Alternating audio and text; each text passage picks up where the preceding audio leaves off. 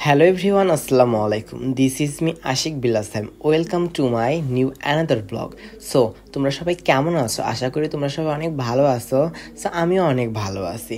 তোমাদের দোয়া এবং ভালোবাসা এবং সাপোর্টে আমি অনেক দূর এগিয়ে গেছি। সো ভিডিওটা না টেনে পুরোপুরি দেখো। সেদিনের কথা, যেদিন আমি ঢাকা থেকে বাড়িতে আসবো। সো আমি বসেছি একটা সিটে। সো আমার পাশে যে সিটটা সেখানে কেউ বসেনি। সো আমি একদম মানে ভিআইপির হয়ে মানে শুয়ে লেটকায় ভ্যাটকায় আইছি। আর ভাবলাম যে না, আমি আমার অডিয়েন্সকে এইটা দেখাতেই হবে, আমাকে না দেখালে আমার পেটের ভাত হতে হবে না। কারণ আমি আমার হচ্ছে পেট এতটাই ভাঙা বাস যে আমার পেটের কথা একদম না হজম হয় না কাউকে না বললে। সো আমি সেজন্য তোমাদের সামনে আমি এই ভিডিওটা শেয়ার করতেছি। অ্যান্ড হচ্ছে সেদিন আমি ঢাকা থেকে বাড়িতে আসছিলাম, কারণ আমার মন যা আছে আমি ঠিক তাই করি, কারণ আমি মনের বিরুদ্ধে একদমই যাই না, আর যেহেতু পছন্দ করি না। সো যারা নিজের মন মতো কাজ করতে চাও তারা এই ভিডিওর কমেন্ট বক্সে কমেন্ট করো। তারপর আমি বলতে আমরা চলে আসলাম সুন্দরগঞ্জ হচ্ছে সিএনজি স্ট্যান্ড, মানে আমাদের স্ট্যান্ডে।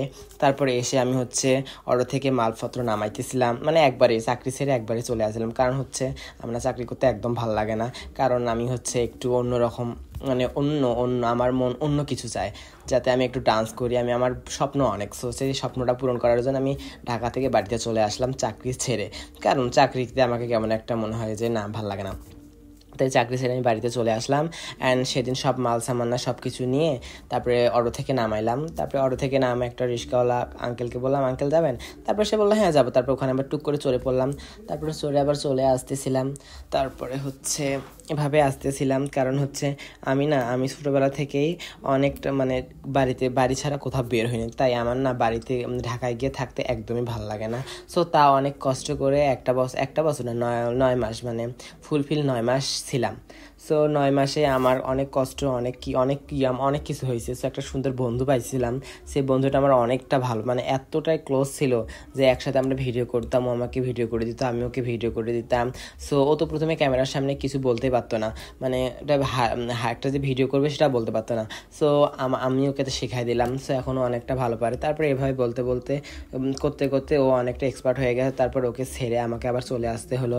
সো চলে আসার আগে তো অনেকটা কান্না করতেছে, আমারও মনটা এখন অনেকটা খারাপ। আর খারাপ হলেও বা কী করবে, খারাপ লাগাটাকে ভালো লাগিয়ে আমি চলে আসলাম বাড়িতে বন্ধুকে ছেড়ে। তারপরে যে আমাদের বাড়ির ওখান থেকে আমি অরল আঙ্কেলকে টাকা দিলাম। তারপরে আমি বাড়ির সামনে গেটে ঠক করতেছি যে দরজাটা খোলো, আমি ভেতরে আমার মাল ঠালগুলো রাখি। তারপর তোমার রাজপুত্র বাড়িতে চলে আসে আম্মু। এখন আমি আমার আম্মুর সাথে দেখা করব। দেন হচ্ছে আমার ওখানে রাইখা দিলাম। তারপরে আমি আবার 2টা বস্তার রাইখা পরে আমাদের গাড়ির পেছন গেট দিয়ে আমি হচ্ছে বাড়িতে ল্যান্ড করলাম। তারপরে হচ্ছে গেটের সামনে গেলাম, যেখানে দেখি আমার মা জননী বসে আছে ওই